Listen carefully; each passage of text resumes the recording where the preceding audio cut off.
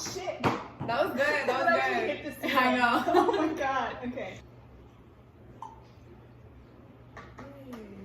Perfect. Anyway, hello. Cheers. Oh wait, sorry. Wrong hand. Hi everyone, what's up? Hope you're well. My name is Sabrina. I'm a first-year medical student at UChicago. This is my roommate Naomi.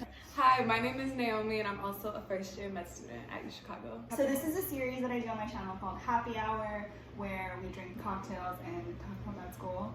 The good, the bad, the ugly. We filmed our first happy hour video right before we started med school, and now we're 3 months in. Yeah, so we have a lot to talk about and a lot to update you on. I guess we can start with like a quick update as to like where we're at in terms of like the curriculum. We started med school early August.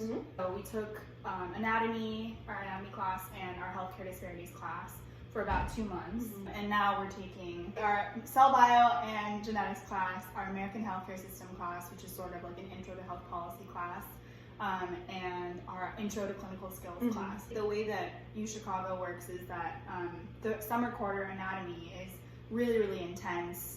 It's basically all you're doing, with the exception of the healthcare disparities class. So you do school for that first quarter. And now things are just a lot more relaxed. So now we have the time to drink on a Sunday and talk. Yeah, I don't think we would do this day. We would never do it. Even during a golden weekend, because that was just like... Oh, that was planned still. Yeah. Like a weekend you have plans or something like that. Yeah, because we didn't ever have a golden weekend, so we needed to make the most of it. Like every second was planned. So, how do you even start with anatomy? Body plan. Let's start there. Let's not talk about body plan.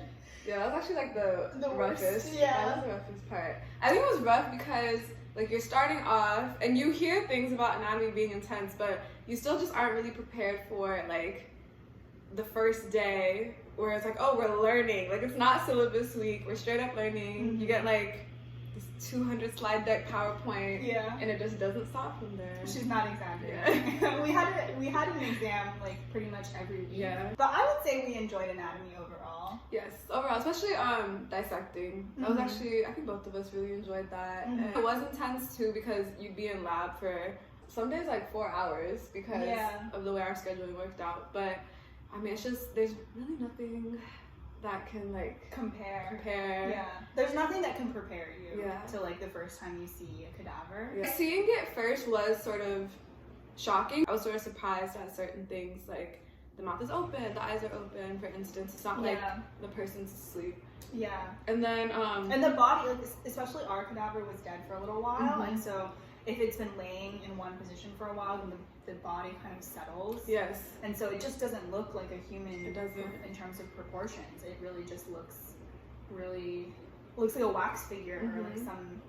Just like a way to put it, wax figure. Yeah. For sure. And so, but then I also feel that you kind of get used to it. You get desensitized. Yeah. I was like, I know like that, I feel like that word kind of carries a lot of weight in it because, I mean, you always are sort of cognizant of like, this was a living human at one point, but especially as we got through dissection and we like started hemi-dissecting the cadavers and we were like focusing on one body part, it was very easy for me at least to just kind of like be in the zone and just focus on like finding the structures I needed to that day. Our school did a really good job trying to be very proactive, and we had like weekly meetings where we would like talk about the experience of being in cadaver because some units could bring out certain things for you. So head and neck, for instance, like when we were dissecting the head and neck, like they kind of did prepare us for that because they were like, that's something that's, you know, like really different than if you just were like focused on like a part of the leg. I agree with Naomi. I feel like our school does a really good job. Like there's a peer support system. So if you are struggling with kind of the experience of dissecting a cadaver, you have people around you who are older students who have gone through it, who can like help you through that experience. For me, I never really felt like I didn't have like a hard day, quote unquote, where it was like kind of overwhelming. I would say like the most intense moment for me was on the table next to us.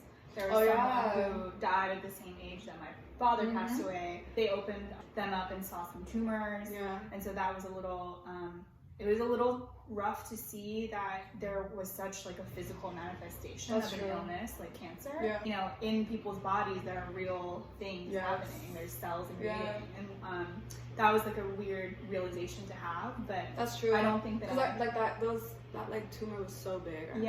But I don't think I at any point had like a moment where I needed to step out or I needed to contact our anatomy peer support mentors.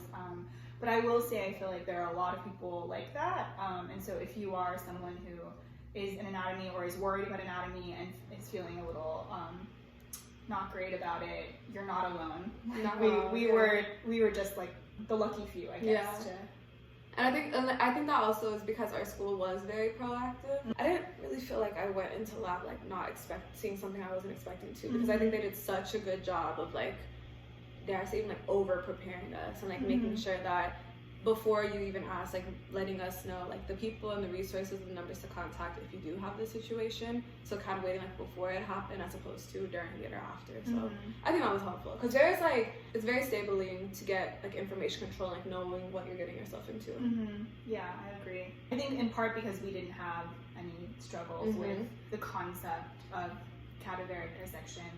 Like Naomi said, we both really enjoyed it. I feel really grateful that UChicago worked so hard to be able to establish this in-person aspect of anatomy, because I knew that I was kind of up in the air. Like it's not it's not good during a pandemic to have a lot of people in one room for an extended period of time. But they took a lot of extra precautions. You know, we had these shifts that were put in place. We had all of this PPE. We had the air circulating around the room like multiple times. Given that it was just such an educational experience, and I feel like the process of finding structure has really helped me understand like the relationships, really helped me understand where it's found in the body. Like I just am so grateful that they took all these steps to let us have this experience. Me too, because I've heard that some med students have to have that virtual, so no, I feel very grateful that we had it in person. What was your favorite unit? Head and neck was my favorite unit. Okay, that's crazy.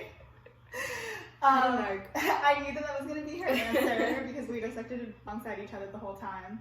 But head and neck is like the hardest unit. It's like universally known to be. I think head and neck, like it was like the most intense unit in terms of it was like the most lectures we had and like the most material. But they gave us 2 weekends. They gave us 2 weekends, but the dissections, that was the thing for me. It was like not the content so much. It was more like the dissections were so frustrating because they were so small. You had to find all these little face muscles. You had to find these little ear bones. Like you had to find. That's why I liked it. Though. Yeah, I know. And I was like, this is not like. I'm thinking surgery. I don't think ENT. I don't think it's gonna be for me. I really liked how precise it was. Like I thought my favorite. That you know this. It was like when we did the orbit, like the eye orbit, and we were like kind of taking back all of those like muscles and nerves, and it was just like I don't know. I really like getting in there and like being very precise, because beforehand a lot of the dissection we were doing, it was just like flabs of skin and like flabs of muscle. It was very like for me not hard in any way, but it was kind of like. It was more exhausting. Yes, it was more exhausting and cutting away through all that. Yeah. And I liked how like precise head and neck was and how small things were, and that it was like centralized in one area. Yeah. In contrast, my favorite unit was thorax, which was the first unit we did. The limbs. No. My favorite unit was definitely thorax, because I feel like you see a lot of cool things in thorax. That's true. Like open the rib cage, you get to see the heart, you get to see the lungs. It's just really, really cool.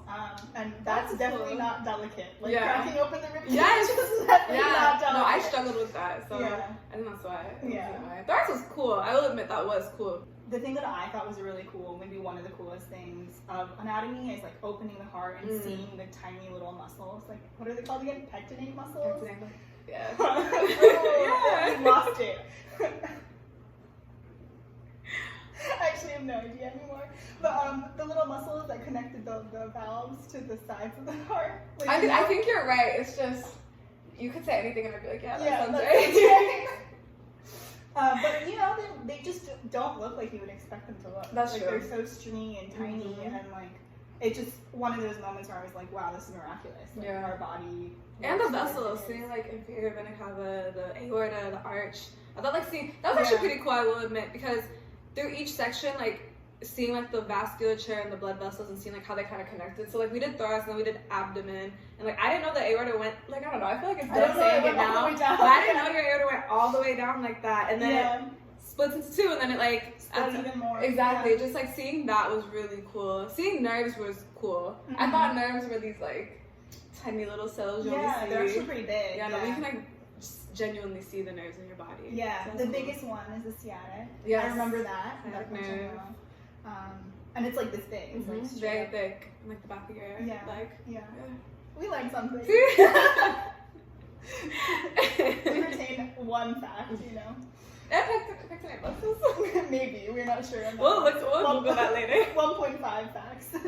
That's all we have to say about like our personal experiences, but I think we have some tips or things that we think you should be prepared for if you're starting med school, if you're about to go to anatomy. Anatomy, like we were kind of mentioning earlier, like you do have tests very frequently. Oh, and for context, I realized I never told you guys about this, but so we had a written exam, which is mostly multiple choice, and then we have practical exams, which are 1 minute per station. You walk around the dissection room, and each station has a different body part pinned. Sometimes there's histological slides, so microscope slides, or there's radiology slides, so imaging, MRI, things like that, and you have to correlate them with the body part that's pinned. So that's like a very quick recall kind of test. It's very different from like a written exam where you kind of have all the time in the world to, you can go back to questions or whatever.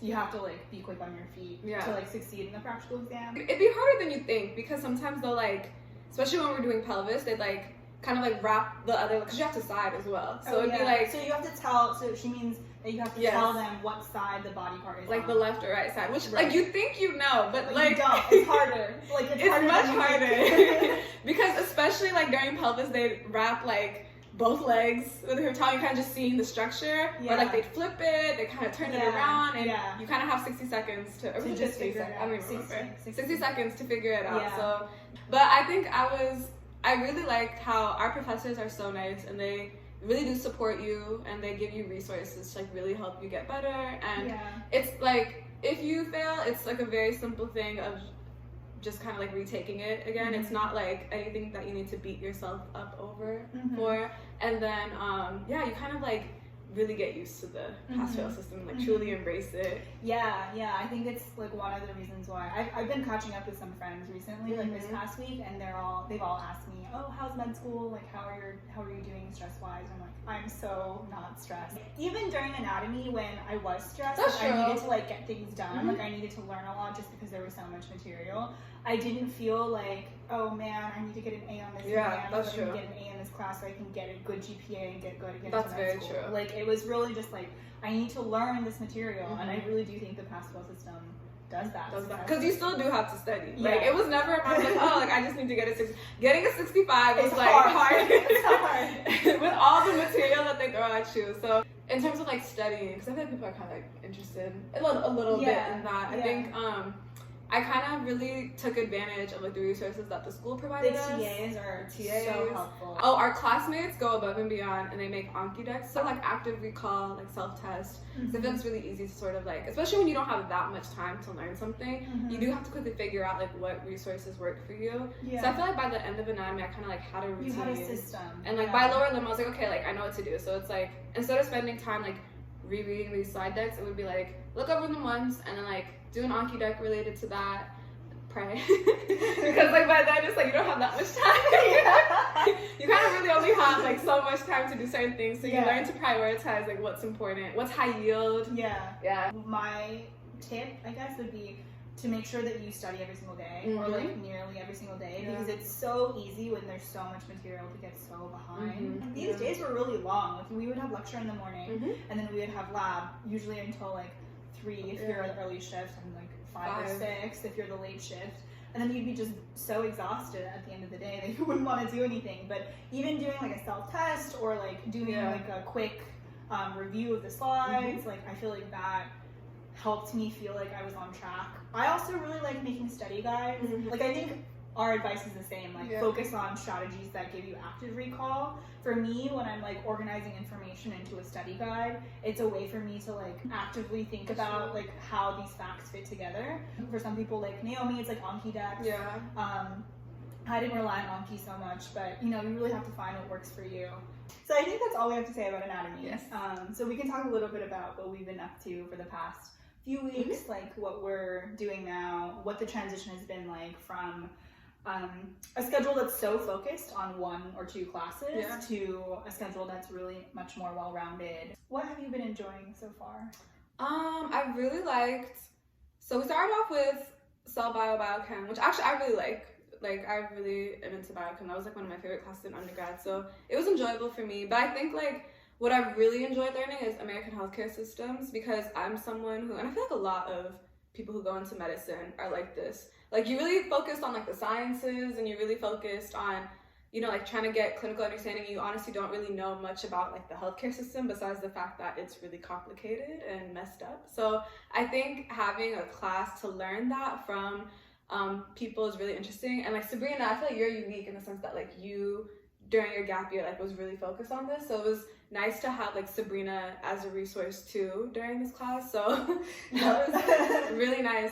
As Naomi said, I did work in health policy for the past year. If you have any questions about that, like let me know. And I also have like a health policy video series up on my channel. So I reviewed a few common health policy topics. No, they're good. I literally watched one of her videos to write one of our essays. Happy to help. I get a lot of my learning from our small group discussions, which are held by like older med students who have taken the course and who have like worked in the hospital systems during their 3rd year. So getting their perspective has been really helpful for me.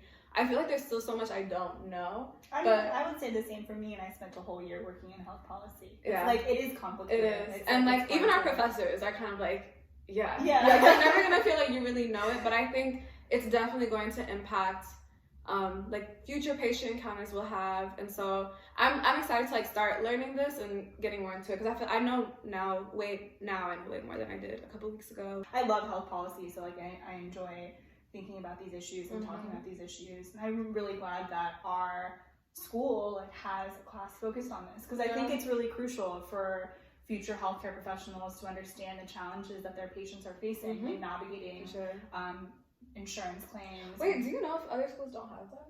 I don't know if it's like super common, because I think that the disparities class is not that common. Oh, that's true. It is true. Yeah, I really like clinical skills. I mean, you feel like a doctor more so. So like learning how to take histories and we have like standard patient interactions. Yeah, so they're like actors basically that are gonna act like patients. We had 2 interviews over Zoom, and then we had 1 individual interview where we went into like basically what looked like a regular exam room. Spoke to the patient and learned how to talk to them about their concerns and like ask questions like a doctor. So like think the way that you do, which I don't know. I feel like for me it's impacted like how I talk to people now. Oh my god, yes. Do you feel that? Because I was on the phone with my cousins a couple days ago, and like one of my cousins was just telling me about some like health problem she was having, and I would be like, oh, like is the pain radiating? Like I really was going through the steps in my head, the checklist, and I think she was kind of like, oh wow, like you're really learning something there, aren't you?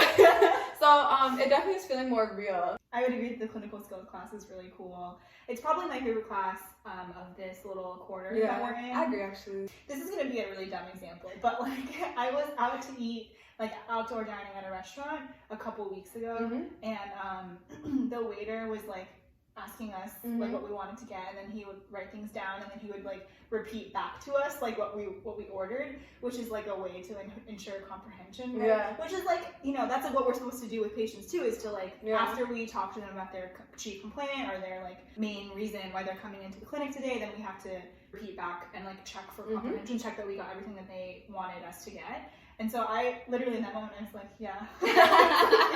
I was like thinking about, great interpersonal communication skills. I was thinking about like, oh yeah, like that's how you do it. That's how you do it. Given that our coursework is so much more chill, we have been spending a lot more time on our extracurriculars. So for me personally, I've been involved in the health policy interest group. I'm one of the co-leads for that. I'm also a co-lead of the Global Surgery Student Alliance, which is really cool. It's a new club at Pritzker. It's a national club, but it's a new chapter at our med school. And then once recruiting kind of picks up in a couple of weeks, I'm going to start volunteering with one of the free clinics. I'm thinking the Bridgeport Free Clinic, which is primarily serves uninsured, underinsured Asian immigrant populations, but I'm also considering the Maria Shelter, which is a clinic affiliated with a homeless shelter for women and children. And I think that's pretty much it. Yeah. Just been doing YouTube, chilling, hanging and out. working. Oh yeah, You've and been working. I work part-time. Yeah. Oh yeah, I totally forgot about that. So I actually still work part-time at my gap year job. So I'm still doing some health policy research on the side, since extracurricular is a little bit more chill this year, because COVID just makes it impossible for us to meet in person, and like a lot of things that we would typically be doing, like shadowing or getting other exposure, isn't available. So I'm working part-time, just like here and there. It's very flexible. Yeah, you've been doing a good job like balancing that, because I feel like my approach was I want to be like as relaxed as possible during this time and like take advantage of take advantage of like the predicament that we're in. And so for me, like similar to Sabrina, I actually definitely do want to get involved in a free clinic. The one that I really want to get involved in is Washington Park, which is serving the needs of like children. I'm really interested in peds as of now, so I definitely would want to get involved in that. I'm also involved in SNMA, so like the Student National Medical Association. So it's for Black identifying medical students, and my role there is kind of overseeing like mentorship and being like a liaison to undergraduate students specifically. I benefited a lot from mentorship, so that's something that was like really important to me. And she's also their social media chair. Yes, so, also social media chair. You totally follow SNMA. You should. Put the link below. I'll put it below. At SNMA Pritzker. And I think another thing that's been really exciting for me is exploring like the research that we're about to like get into. We've also been slowly trying to put together our research projects for the summer. Pritzker has a really great program called SRP. Where we get paid. Basically, it's an NIH-funded research program to complete a summer research project. It's actually one of the reasons why I came to Pritzker. Oh yeah? That's awesome. I think for me, it was knowing that it was like fully funded and it was built in. I feel like they also do a pretty good job of like trying to set us up with our SRP mentors. So we get they call it an eHarmony letter, which is just a letter where, so at the beginning of the year, we fill in this intake form where we talk about our research interests, and then they read that, like match us with a few physicians that I think we might be a good fit for. Naomi has really she's been honing on this path of pediatric ENT. No, I really have. Most of the mentors that I was assigned to were pediatric ENTs. They've been really on the money, and I feel like it's worked out. And I don't know, to the point of like finding something that you're interested in. Obviously, like we're first year med students, and like so much of this is subject to change. I feel like I don't know a lot about a lot of specialties, but for right now I'm having this interest and I'm gonna explore that and anchor down into it, and then if I like it and I become that cool, if I find something else, then I'll just like explore that interest. So I think it's like there is value in sort of, it's definitely okay to be like, I'm not really sure what I want to do, but then if you find something that you're interested in, just kind of like anchor down into it and explore that fully. So that's what I'm kind of on right now. My path is a little bit more complicated. Not complicated, just different. Yeah, I just like straight up don't know what I want to do. I think I want to do research within surgery. So I've been meeting with a lot of surgeons, emailing a lot of surgeons, but I also feel like, given my background in health policy, my interest in kind of these social and structural determinants of health, I don't want to do a project that's completely divorced from that. Like I want a project that's kind of informed by these issues. At the same time though, I don't want to be doing like health policy work since I have that already on my resume, and I want, acknowledging that I'm thinking about going into surgery, I want to get exposure to the type of research that I might be expected to do as a surgeon. So it's been a little rough. It's been a little slow, is all I'm going to say. Is I don't have any super concrete leads or a super clear idea of where I want to go in terms of my summer research project. The good advice that, I feel like you told me this actually. Oh, did I? Yeah. Funny enough. I'm pretty sure it was you. Something about saying how, SRP or whatever your research project may not have, everything that you want, and that's okay. I'm pretty sure it was you who told me this. It was me. It was me.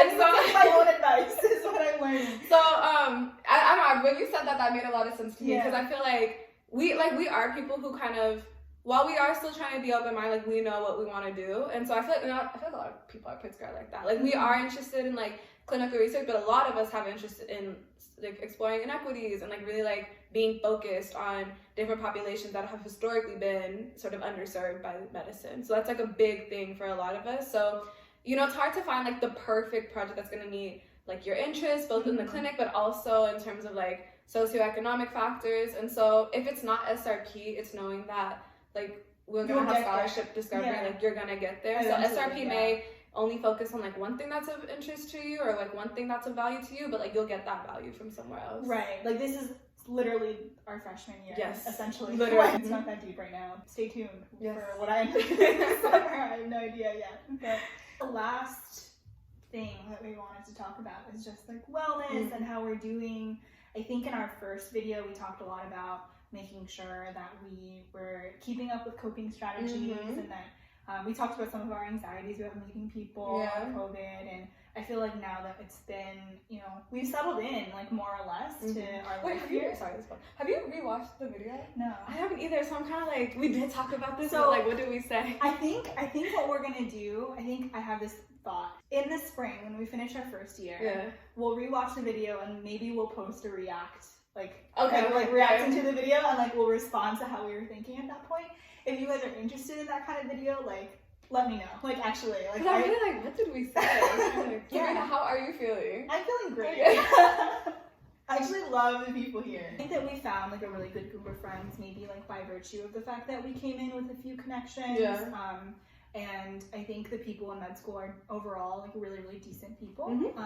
That's what we would hope, right? Like, the people who want to spend their lives, being like, doctors. Yeah, like, being doctors are actually really, really nice and kind and interesting. I don't know everyone in our class, I think probably because of COVID. I haven't had a conversation with everybody, but I would say that I know, like, their name, their story. But I'm, like, really eager to get to know the rest of our class, given that I just feel like we haven't gone through this crazy experience of anatomy together. I just feel, like, bonded to people, even I agree. Yeah. I feel like for it being, it's sometimes I think I'm like, wow, it's really only been 3 months, but I feel so connected to these people. And I feel like there's a certain level of comfort that comes with, like, the people I've met in med school that I just haven't had formed as quickly in the past. Like, you're working with cadavers, like, you really are sort of thinking about life and death much more here. And so with that being said, like, you kind of have more, like, these intense and, like, deep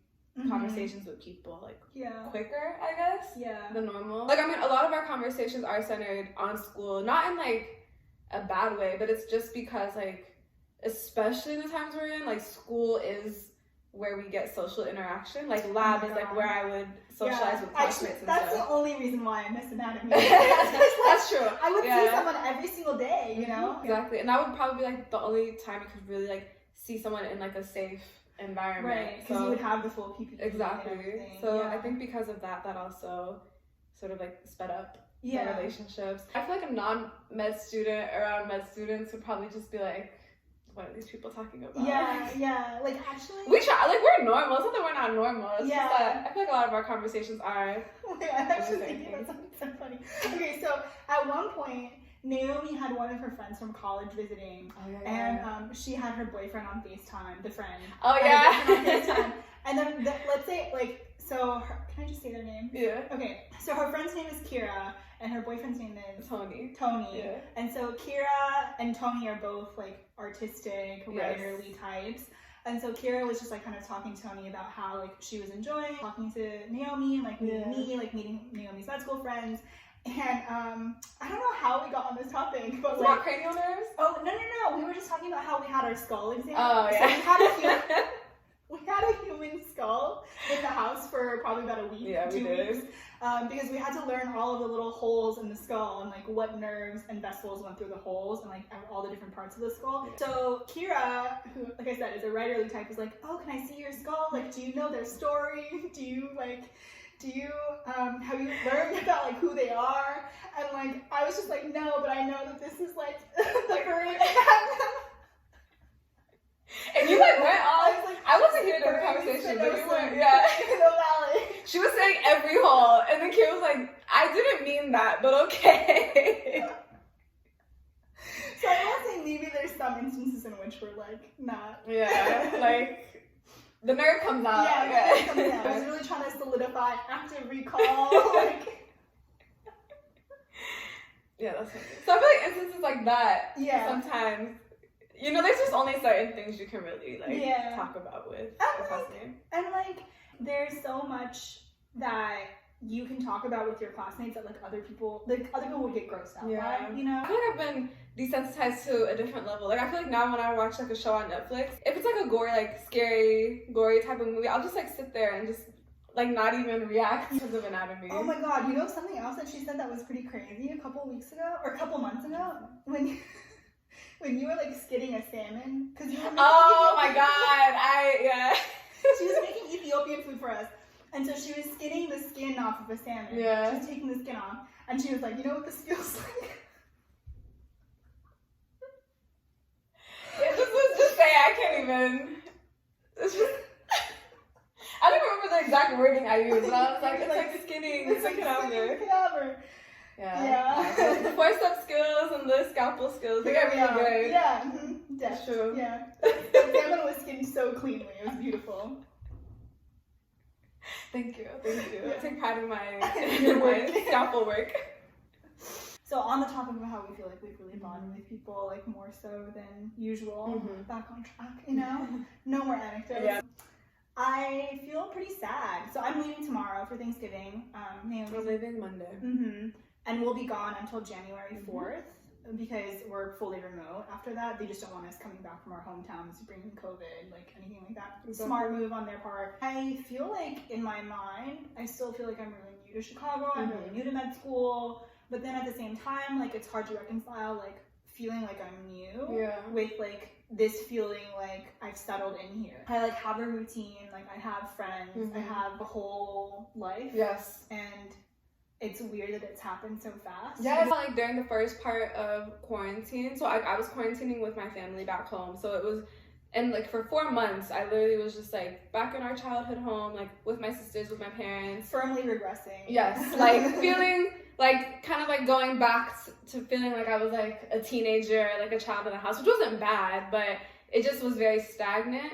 And then I moved here, and it's like, it's crazy to think how it's like basically been 3 months now, and in 3 months it's like I've met entirely new people. You're like, I've gotten acclimated to a whole new city. You're like a student doctor now. Yes, and it's just like it's like a new role that I've emerged into that like back in July I would never have expected like things to play out the way that they have so far, and it's like in a good way. So it's just so interesting how in the same amount of time, basically, like I was feeling very stagnant in the first part, and then in the second part it's like all these new changes, all these new developments, and I feel like I've grown so much too. So I mean, it's the holiday season, and typically like You're back with you are home with your family and stuff, but I feel that it's gonna be like a different kind of experience because now it's like I'm going like this feels like home. So I feel like towards the end, like after New Year's, I'm okay, like it's time to go like back home, like back to school, like back into that routine that's sort of already been established. The way that we've settled into routine is sort of like at summer camp or like during orientation week or something where you're spending like 24/7 with people because like you're literally in the house, there's nothing to do, or you're literally in class, there's nothing to do, and that I feel like is fostered the friendship in addition to like the kind of uniqueness of our experience. I'm gonna miss everyone. I'm gonna miss you. Oh dude. Our friends, our classmates, I'm gonna miss you. Yeah, I'm gonna miss you too. I'm gonna miss everybody so much. I'm like getting in my feels right now. I'm actually watching me attend lecture because I need the social interaction. Exactly. I do feel sad about leaving, but I also feel like I have trust in like the friendships that we've built. Yeah. Like, I don't feel like I'm not suddenly like gonna come back and things are gonna be weird or I'm not gonna be friends with people that I'm friends with. I think we're gonna just pick up right where we left off. Yeah. And like it is a long, like a month and a half basically. Like it's a third of the time that we've known each other. That is true. But I feel like because it's the holiday season, like things go like. To me, Thanksgiving and Christmas is such a blur. And then, so fast. Yeah, it's gonna go fast, I feel. So we'll be back before we know it. Yeah. Yeah. Oh, exactly. Okay. And then we'll be on to like the next quarter. And then at that point we'll be like an eighth done with med school. Isn't that crazy? 1/8 to the MD. 1/8. Yeah, that's actually is insane. Well, I think that's all we have to talk about today. We're gonna finish these drinks, probably talk more off camera. Yeah. But thanks for joining us. Yeah, let us know if you want us to do like a reaction video to our first happy hour. Let us know if you want more of these. It's really just like turning on the camera and like having a conversation. At this point, So, so yeah, we'll see you next time. Bye. Bye.